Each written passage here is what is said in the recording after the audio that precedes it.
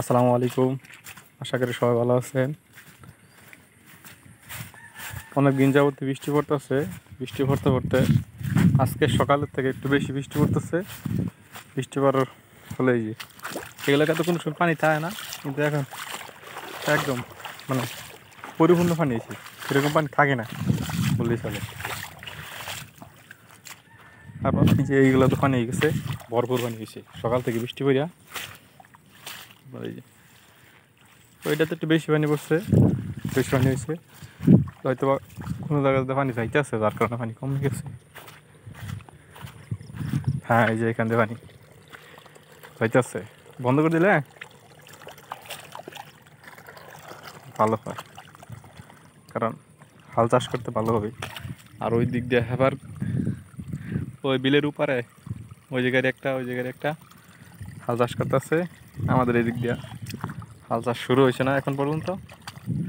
ওই যে রাস্তা দিয়ে সড়ক বের নিয়ে গেছে বাজারে, ট্রাক্টরের চাক্কা ঠিক করতে দিছিল বিট লাগাইতে, ওইগুলো লাগাই আজকে নিয়ে আসতেছে, তারপরে গাড়ি নামাবে।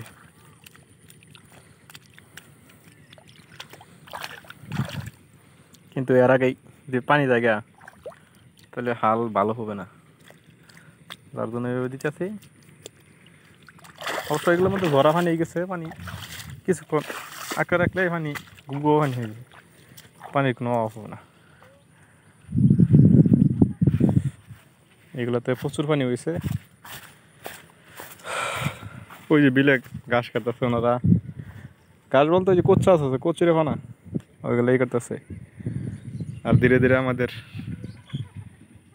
আমাদের এলাকার আর কি গাড়ি চাকা নিয়ে আসতেছে এদিকে আলো হবে যায়, যে গাড়িতে হাল চাষ করে ওই গাড়ির চাকা আর কি।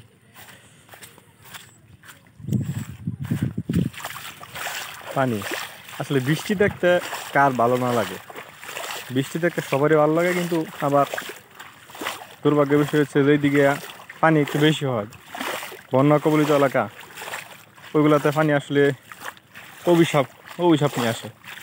আমাদের এদিকে যেমন পানি হয় না বললেই চলে, বন্যা ইতি এদিকে হয় নাই বললে চলে, হয়ই না বললেই চলে।